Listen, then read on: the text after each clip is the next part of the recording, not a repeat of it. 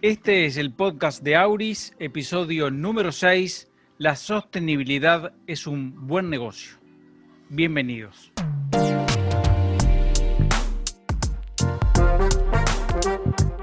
Auris es un podcast creado para analizar en profundidad el poder de la comunicación en las relaciones humanas y las actividades empresariales. Juan Andrés Elordoy, Gabriel Pastor y Felipe Rojas Azula conducirán cada podcast desde Uruguay, Estados Unidos y Colombia. Estamos conectados. Arrancamos diciendo las buenas tardes, las buenas noches, los buenos días, buen mediodía, cuando sea. Arrancamos por Washington, Estados Unidos.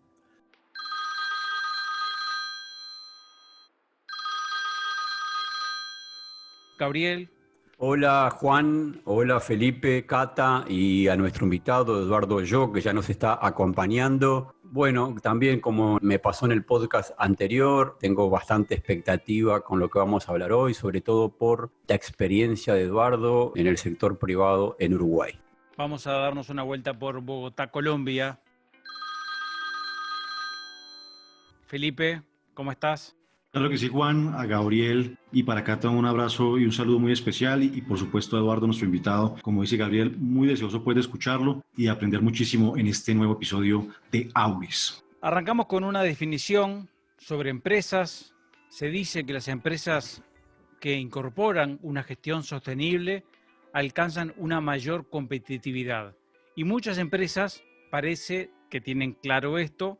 La sostenibilidad es un buen negocio, a pesar de que estamos en este contexto que obviamente es pura incertidumbre el tema de la pandemia, es incertidumbre el tema del futuro laboral, comercial, que implica, por otra parte, en este futuro el tema sostenibilidad. Esta es una pregunta que queda planteada, que va a quedar planteada, pero hay datos concretos. Todo apunta, como decía, a que se dice la sostenibilidad se va a posicionar como uno de los pilares de la recuperación para asegurar una mayor resiliencia en el futuro. El invitado de hoy es Eduardo Yo, un apasionado de los temas de desarrollo sostenible y del vínculo del desarrollo sostenible en el mundo empresarial. Ocupó por casi 20 años el cargo de director ejecutivo de ERES, la principal organización empresarial que promueve el desarrollo sostenible en Uruguay, lo que le permitió ser testigo y protagonista del proceso de transformación de muchas empresas que abrazaron lo que él define como la rentabilidad sustentable. Previo a ingresar al mundo de la sostenibilidad, Eduardo Cho ocupó cargos de responsabilidad en empresas nacionales y multinacionales. Actualmente se dedica a la consultoría independiente en temas de sostenibilidad para empresas e integra el directorio de Empresariality, Iniciativa Iberoamericana de Responsabilidad Social y Empresarial. Vamos a arrancar con Eduardo. Arranquemos por el principio. ¿Cómo estás? ¿Cómo estás, Juan Andrés? ¿Cómo están, compañeros? Capaz que como ubicación, una pregunta que viene de la mano. ¿Qué es sostenibilidad? ¿Qué es el desarrollo sostenible? ¿Qué es la sostenibilidad? ¿Cómo la definimos? Bueno, digamos que esto, si bien hoy es una terminología que prácticamente está en la cabeza de todo el mundo, esto arranca allá por la década del 80, cuando Naciones Unidas establece la formación de una comisión, la conocida como la Comisión Brundtland, que la presidía una ex primera ministra de Noruega, justamente apellido Brundtland, que trabajó sobre los impactos que las empresas y todo el desarrollo económico estaba teniendo tanto el medio ambiente como los aspectos sociales. Fue la primera oportunidad donde se establece y se define el término desarrollo sostenible, que en pocas palabras es de qué manera nosotros nos preocupamos por utilizar responsablemente los recursos necesarios y disponibles sin comprometer a las futuras generaciones con el uso de esos recursos. O sea, hay que mantener un equilibrio tanto desde el punto de vista social, el desarrollo económico, medioambiental, utilizar sí responsablemente los recursos, pero pensar siempre en las futuras generaciones que esos recursos no se agoten. Y a partir de ese año, que fue principios de los 80, hubo como una escalada de acontecimientos, de reuniones, de conferencias, donde se empezó a trabajar sobre un concepto que que las empresas, si bien se consideraban que eran gran parte del problema, todo el mundo se daba cuenta que las empresas tenían que ser parte de la solución. Entonces, bueno, a partir de ahí es donde se empieza a transitar en toda esta nueva forma de hacer negocios responsablemente. Y pregunto, el concepto de responsabilidad social empresarial, ¿qué tiene que ver? Y el concepto de responsabilidad social empresarial, digamos que es una forma de decir cuál es el compromiso de las empresas en alcanzar el desarrollo sostenible. Entonces, en Uruguay, por ejemplo, nosotros manejamos el concepto de responsabilidad social empresaria. En Estados Unidos se habla de Corporate Social Responsibility, pero en definitiva es el vínculo, el protagonismo que tiene el sector empresarial y su contribución en alcanzar el desarrollo sostenible. Un tema que ha sucedido mucho en Latinoamérica, y esto es bueno comentarlo porque de alguna manera todas las organizaciones que Comoderes en Uruguay lo han ido siendo testigos, es que el término de responsabilidad social, si bien tiene mucho que ver con el desarrollo sostenible, ha quedado muy anclado al aspecto social. Entonces, cuando uno habla de responsabilidad social, lo primero que viene a la mente es la donación, el aporte a la comunidad y todo eso. Entonces, hoy por hoy ya se habla de sostenibilidad, ¿sí? Entonces, cuando uno habla desde una visión de empresa, estamos hablando de la sostenibilidad, que no solo tiene que ver con el tema del apoyo y el desarrollo comunitario, sino que tiene que ver con una amplia gama de acciones, políticas y programas que hacen justamente alcanzar el desarrollo sostenible. ¿Cómo entendemos, cómo explicamos esto de que la COVID-19 es la pandemia, es capaz de reforzar la apuesta por el desarrollo sostenible que le va a dar impulso, digamos, a la humanidad en esto de enfrentar y ser resiliente en los próximos años? Podrá sonar un poco trillado, pero siempre sabemos que en las crisis hay oportunidades y quienes puedan aprovechar esas oportunidades son los que marcan un paso. En el año 2015, Naciones Unidas lanza lo que son los ODS, los Objetivos de Desarrollo Sostenible, que se conoce también como la Agenda de Sostenibilidad de 2030, donde a través de 17 objetivos se tratan de alcanzar justamente los objetivos de lograr un mayor desarrollo socioeconómico del mundo en general. Una de las bases es no dejar a nadie afuera, o sea que todo el mundo está incluido en este desarrollo. La pandemia ha generado sin dudas fuertes crisis, pero también si nosotros pensamos en aquellos aspectos que tienen que ver los ODS y podemos vincularlos con los aspectos de la pandemia, hay oportunidades como por ejemplo el tema de la salud, el tema de la educación, el tema de los derechos humanos, de qué manera los países y cada uno de los actores empieza a visualizar cómo poder integrar a todos los actores en una solución. Poco a poco lo que hemos visto es que tanto empresas, gobiernos, organizaciones de la sociedad civil están trabajando juntos en esta nueva Agenda 2030, que son los ODS. Y bueno, la pandemia ha dejado al descubierto una cantidad de aspectos. Yo creo que todavía no estamos en condiciones de hacer una medición del impacto, pero sin duda hay un aspecto, al menos a mí me gusta siempre verlo desde el punto de vista empresarial, que tiene que ver con el tema del trabajo decente. El ODS 8 es justamente sobre el trabajo decente y de qué forma las empresas generan las condiciones de trabajo. Y lo que hemos visto sí en esta pandemia es que muchas empresas que ya venían trabajando en buenas políticas de gestión humana han podido aprovechar esas políticas para hacer frente a esta nueva realidad que nos tocó vivir. Ahora, ¿el consumidor es sensible a esto? ¿Está eligiendo productos, servicios porque se cumplen estas condiciones? ¿Hay datos, certificaciones y demás que orientan al consumidor a elegir una opción en relación a otra? Sí, hay que hacer una distinción, ¿no? O sea que obviamente en nuestros países el tema del poder adquisitivo ha sido siempre un factor determinante, por lo cual muchas veces todos nosotros en algún momento hemos elegido por precio y no por condiciones de producto.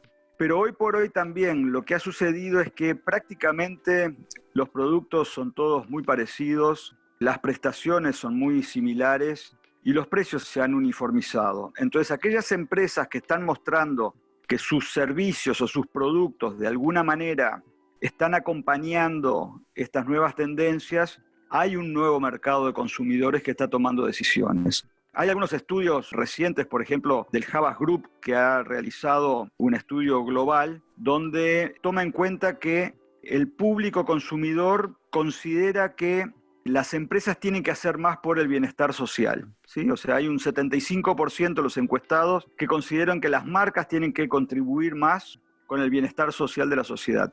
Pero solo un 40% admite que lo están haciendo. Entonces, hay una oportunidad ahí donde las marcas que ya vienen trabajando en estos temas se dan cuenta que hay un consumidor más sensible. Y no solo hablemos de medio ambiente. Hoy los temas sociales también están en la agenda de las empresas, y lo que están haciendo las empresas es alinear sus valores con los valores de la sociedad. Entonces, hay muchos ejemplos de esos donde vemos que las empresas empiezan a dar mensajes que uno diría, qué curioso que una empresa de limpieza esté dando un mensaje como este, pero cuando uno ve los temas sociales o las problemáticas sociales o las preocupaciones de la propia sociedad, entiende que esta empresa se está alineando con las preocupaciones y las necesidades de los consumidores.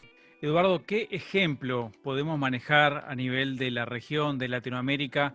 Ejemplo que sea muy emblemático para ilustrar todo esto. Y mira, ejemplos hay varios. Unos, obviamente, cuando uno habla de ejemplos, tienen que empezar a nombrar marcas, ¿no? Pero hay un sector que quizás sea muy importante, que es el sector de la indumentaria, y cada vez más estamos viendo que el tema de la moda sustentable está tomando fuerza. Es más, justamente tenemos a Felipe ahí en Colombia, hay una iniciativa que se llama MOLA, que es Moda Latinoamericana por la Sustentabilidad, que viene trabajando fuerte en toda Latinoamérica para promover el tema de la moda sustentable. Hay una iniciativa global que se llama Who Made My Clothes, o sea, ¿quién fabricó mi ropa?, que justamente son marcas que se alinean para mostrar quiénes están fabricando las prendas, justamente por ese medio mito, medio realidad que hay de que la fabricación de indumentaria se hace en condiciones muy negativas para quienes la fabrican, ¿no? Pero si vemos las grandes marcas, por ejemplo, si vamos a H&M tiene una línea de productos que se llama H&M Conscious, que si uno va a cualquier tienda de H&M en Uruguay o donde sea, ve la etiqueta verde, donde justamente habla sobre el compromiso de lograr la sustentabilidad. Las prendas con estas etiquetas tienen un 50% de materiales sustentables. Por otro lado, Zara, que es el gran motor de español de moda, también tiene una iniciativa que se llama Join Life, donde ha apuntado que para el 2025 va a estar usando 100% de materiales sustentables o orgánicos. Entonces, esa información que las empresas están dando está mostrando que se están alineando justamente consumidores que le están dando mayor importancia a los temas de sostenibilidad. Pero volviendo a esto, que no solo se refiere a los temas medioambientales, que quizás es lo primero que viene cuando uno piensa en el tema de sostenibilidad. Por ejemplo, la vez pasada yo estaba viendo justamente el partido de Uruguay-Chile, y en el entretiempo mostraban unos avisos de SC Johnson, que tiene sus productos de limpieza, y tiene una campaña y una serie de publicidades donde está la mujer haciendo limpieza, dice al marido, no me ayudes. O sea, no digas o no me preguntes si me puedes ayudar. O sea, está dando un mensaje de corresponsabilidad, de compartir las responsabilidades. Podría decir, bueno, ¿es un tema subliminal? No, no es un tema subliminal, porque el tema de la equidad de género hoy está en la cabeza de todo el mundo. Entonces, es cómo la marca se empieza a alinear con los valores de sus propios consumidores. Quería preguntar, Eduardo, a propósito, para terminar esta parte, el tema de los alimentos. Uruguay es un fuerte productor de alimentos, tiene mucha presencia a nivel comercial en países como China, que tienen otra realidad, otros parámetros, no sé, pero quería preguntarte sobre esto. ¿Cómo se asocia también en el mundo de la alimentación, de la producción de alimentos, todo este tema? Bueno, hay todo un tema en Uruguay particularmente, por la forma en que nosotros criamos nuestro ganado a cielo abierto, donde también nosotros tenemos una fuerte promoción de lo que es el Uruguay natural, porque también eso tiene mucho que ver con un nuevo tema que se ha incorporado en todo lo que tiene que ver con el tema de la carne, que es el bienestar animal, que tiene que ver con la forma en que de alguna manera se trata el animal cuando llega al frigorífico. O sea, hay una cantidad de aspectos donde sin duda la forma de manejar los alimentos, el tema de la trazabilidad, saber todo lo que hay detrás de un producto cuando llega desde el campo al plato del consumidor. Y lamentablemente también tenemos que decir que muchos de estos aspectos a veces se convierten en barreras no arancelarias, porque hay también algunos movimientos que culpan a que el ganado bovino es un gran emisor de gases que causan calentamiento global, gases de efecto invernadero, y en realidad el tema es el transporte, no es tanto el animal en sí, ¿no? Entonces también muchas veces desde otros países, para frenar el ingreso a determinados mercados, se utilizan los aspectos vinculados a la sustentabilidad o al calentamiento global como barreras no arancelarias. O sea, pero yo creo que Uruguay en esto está muy bien posicionado. Tenemos una muy buena imagen del manejo de todo lo que tiene que ver con la industria cárnica, por lo cual es apreciado también el producto. Bien, gracias a Eduardo. Vamos a abrir paso a Felipe, que está en Bogotá, que está en Colombia. Pues Juan Andrés, escuchando a Eduardo, pues uno se llena de mucha esperanza, precisamente porque las empresas hoy en día tienen que entender esa idea de ser amables con el medio ambiente. Precisamente hay un documental que seguramente Eduardo ya lo vio, que es de David Attenborough, que se llama A Life on Our Planet, la vida de nuestro planeta. Y lo que decía Eduardo es lo que plasma básicamente este documental, que es el ser humano se ha encargado de infectar toda la naturaleza. Tan solo el 3% de los seres pues, que habitan en el mundo, el 3% hacen parte de los animales salvajes, todo pues lo que conocemos nosotros como el reino animal. Y el 97% hace parte del ser humano y de las diferentes especies que hemos venido domesticando, las gallinas, las vacas, en fin, lo que consumimos día a día. Y eso es muy importante para que una empresa empiece a ser mucho más rentable. Y lo que decía Eduardo, es supremamente importante hoy en día. Todas las personas están viendo eso, los jóvenes sobre todo. Las personas, infortunadamente, como usted o como yo, Gabriel y Juan Andrés, no vemos eso. Los jóvenes, como Cata, ellos sí ven eso. Precisamente estaba leyendo lo que decía Eduardo sobre Mola. Y es toda una red que se construyeron buenísima, que miran evidentemente cómo es que están realizando algunos emprendimientos sobre moda, sobre la industria textil, pero siendo amables con el medio ambiente. Ayer miraba precisamente una noticia aquí en Colombia. En China, las diferentes naranjas, cuando hacen jugo de naranja, las cáscaras las están convirtiendo en los vasos donde sirven el jugo de naranja. Todo es hoy reutilizable. Ten en cuenta que Colombia, por ejemplo, que es un gran exportador de café, ellos, por ejemplo, las grandes industrias del café aquí en Colombia, cogieron las cáscaras, no sé cómo se le diga en Uruguay, las cáscaras pues del grano de café, y eso lo meten a una procesadora y sacan una especie como de arena, y eso lo mezclan con una serie de pegamentos y, bueno, en fin, y están haciendo bloques para construir casas de vivienda de interés prioritario o vivienda de interés social. Entonces, fíjense que todos hoy quieren hacer parte de eso. Las empresas hoy colombianas están haciendo alianzas estratégicas, por ejemplo, con una ONG muy importante que es Techo.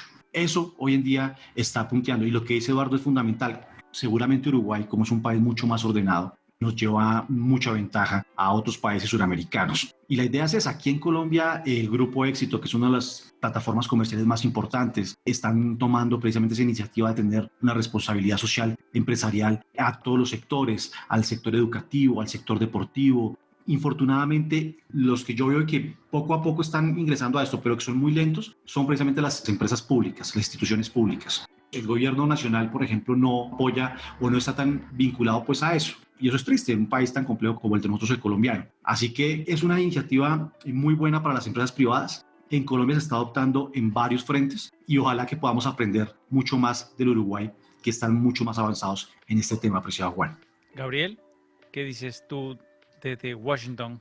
Bien, voy a proponer, si Eduardo yo está de acuerdo, hago una pequeña reflexión y me gustaría sobre todo escucharlo a él sobre esa reflexión. En lugar de hacer recomendaciones, ya que fue una presentación más reflexiva, quisiera escucharlo a él. Lo primero tiene que ver algo con lo cual, digamos, yo formé mi estudio en economía, un relato que abracé desde la década de los 90, y es un poco esta idea de analizar la economía de manera de que el Producto Bruto Interno, el nivel de actividad, tiene que crecer de manera ininterrumpida. Resulta que este crecimiento económico de manera indefinida, que a largo plazo podría poner a riesgo el bienestar de la humanidad o incluso su supervivencia en su forma más moderna, es una creación de la rivalidad de la Guerra Fría entre Estados Unidos y la ex Unión Soviética. Yo me quería con esa idea, inclusive cuando trabajé en periodismo económico, siempre estar mirando el crecimiento económico sin parar. Eso ha generado todo un relato de cómo evaluar el desarrollo económico. Mi pregunta es si esta mirada del desarrollo sostenible de algún modo es un reto para esta mirada del desarrollo económico solamente por el crecimiento del PBI. O si no, o una pregunta sobre esto podría ser, ¿por qué cuando lo miramos desde el punto de vista de la sostenibilidad tenemos que ver el desarrollo económico desde el punto de vista del crecimiento del nivel de actividad? Que vamos a seguir creciendo, sin duda, ¿no? O sea, esto prácticamente difícilmente uno lo pueda intentar frenar, pero el tema es el crecimiento con desarrollo. O sea, si nosotros, por ejemplo, en el tema de la energía, o sea, sin duda vamos a estar necesitando más energía para continuar nuestro crecimiento. El tema es qué tipo de energía vamos a estar utilizando. La incorporación de energías limpias, de energías sustentables, si uno no los tuviese en cuenta, sin duda ese crecimiento iba a traer un mayor deterioro del medio ambiente y por tanto un mayor deterioro de la humanidad. Ahora, si nosotros apostamos a un crecimiento con energías limpias, energías sustentables, sin duda lo vamos a poder acompañar plenamente. Yo creo que además hay un tema que se viene achatando la brecha entre los más ricos y los más pobres. O sea, estamos logrando que mucha gente acceda a servicios y a productos que antes no tenía.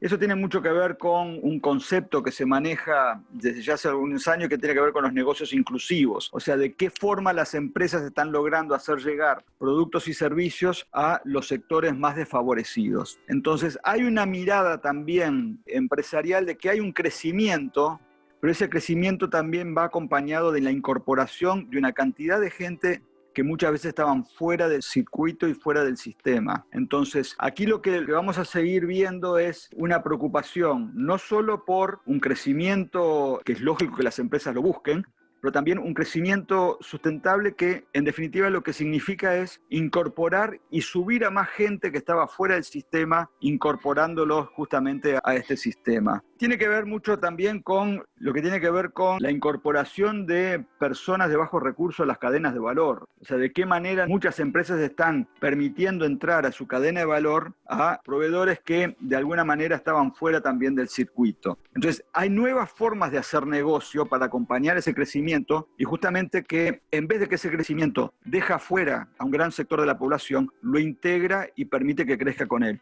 La otra inquietud tenía que ver con el desarrollo tecnológico y los problemas ambientales. En este sentido, hablando con una gran experta en Colombia en desarrollo de nuevas tecnologías, me explicaba la mirada equivocada que estamos teniendo cuando hablamos de estos temas de sostenibilidad y medio ambiente, sobre si la tecnología tiene más o menos impacto en el medio ambiente. Por ejemplo, esta persona me decía, bueno, quizás estemos utilizando menos papel, entonces eso quizás dañe menos el medio ambiente, pero por otro lado estamos generando todo un problema con los servidores en la nube y con todo lo que estos proveedores de Internet gastan en energía, por ejemplo.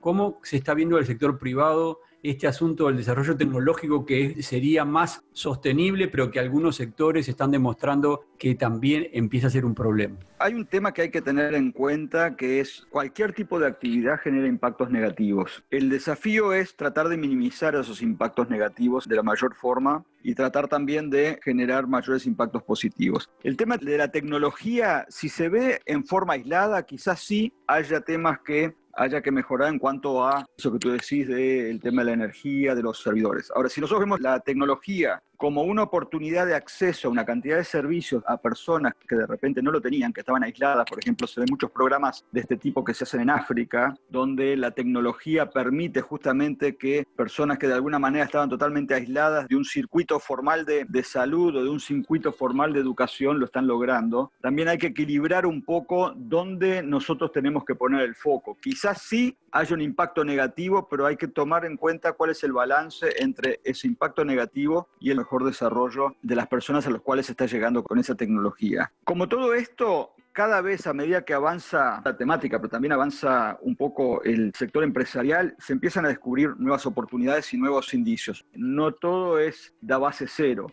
Pero las empresas lo que están sí tratando de hacer es justamente minimizar esos impactos negativos y tratar de potenciar los positivos de alguna manera para mejorar las condiciones de personas que, como decía hoy más temprano, han quedado fuera del sistema y hoy las están integrando. Yo quisiera aportar ahí con respecto a eso y a toda la última pregunta que planteaba Gabriel, es el valor del podcast como un factor de comunicación, de conexión que también permite ahorrar un montón de, por ejemplo, gastos energéticos de papelería. El podcast es una herramienta que hace muy fluida la comunicación, incluso sin necesidad de estar conectado 100% a redes de Internet. Ese es un aspecto para la comunicación que potencia mucho. De hecho, aquí en Auris hemos hecho una encuesta recientemente han participado al menos 958 personas, que ha permitido ilustrar que la mayoría se conecta a un podcast viajando o conduciendo. El 34,4% de 958 personas que respondieron lo dicen así. Es decir, hay una sinergia interesante para destacar y lo quería hacer contigo, Eduardo, como para cerrar esta nota. Juan Andrés, Felipe, Gabriel, quería agradecerles y simplemente un último comentario sobre algunas cuestiones que mencionó Felipe. Un tema que debemos tener y que va a ir creciendo cada vez mayor es el tema de la economía circular. Eso que decía Felipe de aprovechar justamente algunos aspectos en el ciclo de producción para volver a meterlos en el sistema. Hace un tiempo se hablaba de un concepto que era de la cuna a la tumba, o sea que las empresas tenían que preocuparse de los productos o los servicios desde que nacían, desde las materias primas, los proveedores, hasta su fin de vida útil, que era la tumba, o sea, la cuna a la tumba. Y hoy se ha ido un paso más allá y se habla de la cuna a la cuna, o sea, de qué forma los productos vuelven a integrarse nuevamente a la vida útil. Entonces, eso que mencionaba Felipe de algunos casos, hoy es un tema que está creciendo en el mundo. En Uruguay tenemos muy buenas iniciativas de economía circular que sería interesante en algún momento invitar a algunos de los expertos a hablar del tema porque realmente es lo que se viene. Eduardo, gracias por este rato, por estos minutos tan nutritivos para la audiencia con esta mirada muy actual y con mucho futuro. Gusto y bueno, como siempre las órdenes. Un abrazo a todos, a Felipe, a Gabriel, a Cata y obviamente a ti, Juan Andrés. Si llegaste hasta aquí, si te gustó, voy a pedir que compartas con alguien que lo necesite. Con quien sea, tratamos de ayudar con comunicación y relaciones. Esperamos entonces que te haya gustado y puedas hacer una buena reseña. En producción de contenidos, la producción, el montaje de este episodio estuvo a cargo de Catherine Otálora. Formamos equipo, somos Juan Andrés Elordoy, Gabriel Pastor, Felipe Rojas Azula. Nos escuchamos en el próximo episodio.